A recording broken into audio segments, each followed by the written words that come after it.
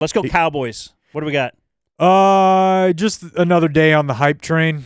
I was watching one of my favorite YouTube channels, which is just Michael Irvin's YouTube channel, which he sporadically posts to. But Where's he? He's on a show with the lady that everybody said that was having sex with everybody at FS1. Joy Taylor? Yeah, but I can't remember what it's called. It's called like Speak Up or Speak Out or No You Didn't or something. Did you see a clip of her recently?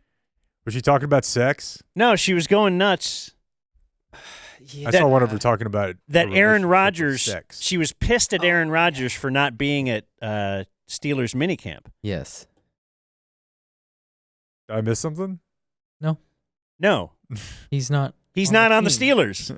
But she went on like a 2-minute rant about how this is no way to get involved with your. I think he'd been signed, right? She just thought like, oh, you should already be signed. There's no way. It felt like she thought he was on the team. Okay, that's not good. But there are a lot of thoughts that Aaron Rodgers will be on the team, and the reason he's not on the team right now is that he wanted to avoid people yelling about him not being at minicamp and stuff. And he told them, look, if you want Aaron Rodgers, you got to understand I got a vacation here coming up and I got this and that. And you don't think it's because what if we just sign, either you adhere to that and we sign later, or we don't. We just don't do an Aaron Rodgers thing this year. Yeah, I mean, that is at least the leverage he still has. But it was either that or I saw Terry Bradshaw weighed in on the possibility of this. And in the most sounding like my dad quote of all time, he said, Aaron Rodgers needs to keep his crazy ass in California. I'm like, okay, please be a Steeler. We need it. But no, Michael Irvin. What name of the show? Speak. Speak. It's just speak. Just speak. Just speak. Speak your truth. Speak. So in addition to Speak, he's got a YouTube channel, and it's different now. He actually, he used to just kind of walk around and post on social media. This is like a desk setup and it's edited. There's an intro, like a highlight. It's a real thing. He sits down for half an hour, and he just goes on the issues of the day, usually Cowboy related. And he built a studio at his restaurant. Oh, really? Mm-hmm. Okay. He's got a production staff that puts it together. Look at that. He's in the know. In the know. He's in the trades. No guy. So they had Legends Day out at the Star, where we invite all the legends back out because Shotty is a culture guy and knows this is the Dallas Cowboys. The legends matter. We respect them. We're going to bring them back in. And here's the playmaker's reaction to that. So after talking with Coach last week, I finally got a chance to talk with him on the phone, to go over and spend some time with everybody. And let me tell you how the day went. Let me sum it up first. Wait, yeah, go ahead. So this is now the second seal of approval we've had of Shotty, the first coming from, I think, Terrence Parsons. And now... Terrence Parsons? What are we talking about? It's the whole roster. It's Dak, it's CD, it's GP, it's it's Tyler Smith and Guyton we played audio from. What do you mean just Terrence Parsons? Well, I'm saying Terrence Parsons. When you get hired to be the coach of the Dallas Cowboys, not only do you have to win everyone in the locker room, you got to make everyone's brother happy, former players happy. That's because Why the standard is the standard. Calling Michael Irvin. Come on. The same reason that when Dan got to the ticket, it was important for him to have a relationship with Mike Reiner. The legend. Mike Reiner worked at the station. Michael Irvin is basically a coach. Just acknowledge it. And also, you know what? Actually, we're going to finish the audio first. Because every time I think about the Cowboys now, I just get pissed off at you guys. Okay, though. Listen to Irvin here when he's talking about getting to go to Legends Day. I'm going to pause it. To go over and spend some time with everybody. And let me tell you how the day went. Let me sum it up first. Okay, if you've ever wondered what it would sound like if Michael Irvin went to prom and it was perfect. It was amazing. It was amazing. He was... Did they have lunch? It was amazing. It was simply amazing. I mean, it's so interesting how much you first miss being in that big meeting room. Coach brought us all in, all the guys, and we were in the meeting room with the players. You understand what this means? Hadn't been in a big team meeting room in a long time. Hadn't been in a big team meeting room with Mike McCarthy or Jason Garrett. No. But Schottenheimer's like, damn it.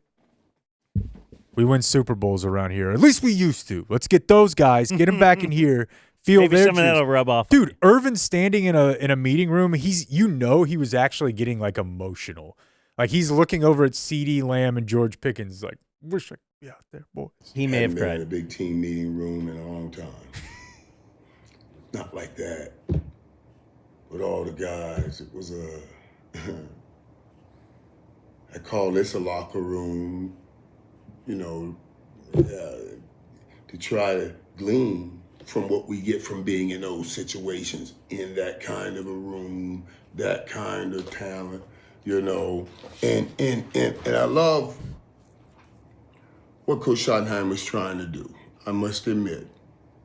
And I came down hard about this on this decision, but I must admit there's some things I told you that are winning me over. I mean, less an authority than 88. Listen. I'll tell you what, the Shotty media tour, the win over tour is, dude, I am getting in full force. Like, is he spending his nights at the Star because he's working on new schemes and something to maybe change the NFL? But you wouldn't want him to tell you about that if he were, right? Is he a party coordinator? Is he? Yeah, he's setting up volleyball nets overnight. He's a chicken and pickle. Like, guys, I've got us 4. I think I could do a Shotty if I tried hard enough. It's pretty generic. Let's work. We have a Shotty off. I just imagine Shotty's office is like that high school football coach when all the old players from Varsity Blues, where they come in and they're like, here's some things we need to do. Like, I'm looking over here, I'm seeing this. Dude, you think Brian Schottenheimer can tell Michael Irvin to buzz off when he gets involved? Hell no. Michael Irvin smells blood. He's like, McCarthy would tell me to get him, Right. But there's no way, dude. Brian Schottenheimer, if Michael Irvin wants you're coming a over headset, here. You're over with us now. Yeah. Okay, yeah. No, well, I have to do both. Right. Yeah, no, my D Magazine article tomorrow is just my thorough process of, I don't like that this is happening to me. I like empirical data. I like things that we can prove. I like things that we can actually say, this person does this, and I think they can do that this way. This is not me, but dude, I also absolutely love hanging out. See, the thing is, too, I just second best. Can you really tell from all these people who are personally benefiting from their relationship with Shotty? And I go to, Jane Slater or whoever. A lot of media people are like, you know what? I wasn't sure, but now. Well, you think if they bring him in here right now that we're going to be like, you're a fucking disaster of a hire, you're a joke? No, of course not. But it's just, whose opinion can you trust on any of this stuff? There's one. It's the scoreboard, so. Right, so we'll have time. We'll have plenty of time, and I'm very interested in how it all looks when it's going poorly, but we at least got the playmaker on our side, man. Way on our side. What a rarity. Usually a playmaker by now is ripping. Understanding how important it is to have the right culture and set the right tone. Yeah, he just goes. You know what? I'd love to hear. All right, Michael, let's talk to you about culture. Jimmy Johnson versus Brian Schottenheimer, because I'll bet it's the most opposite thing you could ever imagine. Yeah, because they don't all have to be the same. It's kind of like, but it's kind of like Tony Dungy or whoever can win a Super Bowl, and so can John Gruden. You can have culture no matter how you get there. It just means. So you're saying as long as they have Dak, they have no hope. No, I'm just saying I think Dak is a good culture guy in the standpoint of I do think he makes guys want to bust their ass. Or at least I thought that for a long time. I don't know if they tune him out now or not. But, I think there is something to that. The Patriots had a strong culture. Now they won. Did they win because of that or as a result of that? But there is an idea of the whole do your job thing is that. Like that is culture, meaning we're not here for any of this BS. But the problem is, can you have that in a place that lets fans come through and watch you do bench press? Do you feel like I don't know. Micah's not bought in? Nah, he's just a new type of dude. I don't know. I don't know how many Like, more just dorks should he you're be- going to have. Should he be at minicamp? I'd have to go back and look. Like, was DeMarcus Ware at every single optional practice? I bet not. I don't know. But I I'm feel like fired up. DeMarcus Ware wasn't held in the high esteem that that Yeah, no, there were definitely people that thought this guy's not he's not the real deal, because he doesn't show up in the playoffs, and that's because he's. But not I mean, as- Micah is thought of as one of the top 3, possibly a top 3 defensive player in the whole league. Like, he might Yes. win Player of the Year at some point. But there is still, whether this is like DeMarcus Ware was never in that conversation. he was on the next tier. Yeah. But whether it's Micah doing this to himself or you could say like a racial thing, whatever, he's still questioned in ways that like J.J. Watt wasn't at his peak, or T.J. Watt, or Who?